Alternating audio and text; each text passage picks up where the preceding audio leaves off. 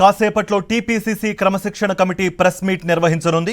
కొండా సురేఖ వ్యవహారం అంశంపై కీలక ప్రకటన చేసే అవకాశం కూడా ఉంది. కొండా సురేఖపై వేటు వేస్తారా, క్రమశిక్షణ కమిటీ ఎలాంటి నిర్ణయం తీసుకోబోతోంది అన్న దానిపై ఉత్కంఠ నెలకొంది.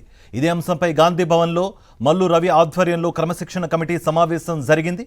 కొండా సుష్మిత వ్యాఖ్యలు, ఆ తర్వాత కొండా సురేఖ ఇచ్చిన వివరణపై సుదీర్ఘంగా చర్చించారు. ఇదే అంశానికి సంబంధించి మరింత సమాచారం మా ప్రతినిధి రాకేష్ అందిస్తారు. రాకేష్, ఆల్రెడీ గాంధీ భవన్లో మల్లు రవి ఆధ్వర్యంలో ఈ క్రమశిక్షణ కమిటీ సమావేశం ముగిసినట్టుగా కూడా తెలుస్తోంది. ఎలాంటి నిర్ణయం వెలువడే అవకాశాలు ఉన్నాయి, ఆ పాసిబిలిటీస్ ఏంటి?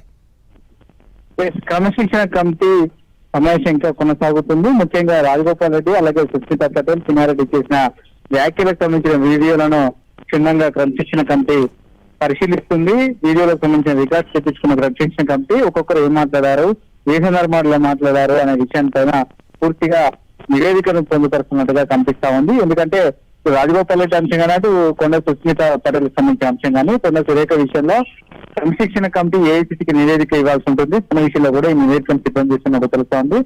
5-10 నిమిషాల్లో మీటింగ్ అనంతరం మీడియా సమావేశం ఏర్పాటు చేసి దానికి సంబంధించిన వివరాలు వెల్లడించే అవకాశం కనిపిస్తోంది. ఈ చిన్నారెడ్డి అటు కొండ సురేఖ ఇద్దరు వివరణ ఇచ్చిన నేపథ్యంలో ఆ వివరణకు క్రమశిక్షణ కమిటీ సంతృప్తి చెందిందా లేదా, ఒకవేళ చెందకపోతే నెక్స్ట్ ఫర్దర్ గా ఏం చేయబోతారన్న విషయాన్ని కూడా ఈ మీడియా సమావేశంలో ప్రకటించే అవకాశం కనిపిస్తా ఉంది. ఇప్పటికే ఎమ్మెల్యేలు, మంత్రుల నుంచి కొండ సురేఖ పైన చర్యలు తీసుకోవాలని ఒత్తిడి వస్తున్న నేపథ్యంలో దానికి సంబంధించి ఏమైనా ప్రకటన ఉంటుందనేది చూడాలి. దీంతో పాటు మిగతాకు సంబంధించిన పార్టీ నేతలకు ఎవరికైతే షోకాజ్ నోటీసులు ఇచ్చారో వారికి సంబంధించిన వివరణ విషయాన్ని కూడా క్రమశిక్షణ కమిటీ సందర్భంగా ప్రకటించే అవకాశం ఉంది. రైట్ రాకేష్. మరిన్ని అప్డేట్స్ కోసం ఛానల్ ను సబ్స్క్రైబ్ చేయండి. నోటిఫికేషన్స్ కోసం బెల్ ఐకాన్ పై క్లిక్ చేయండి.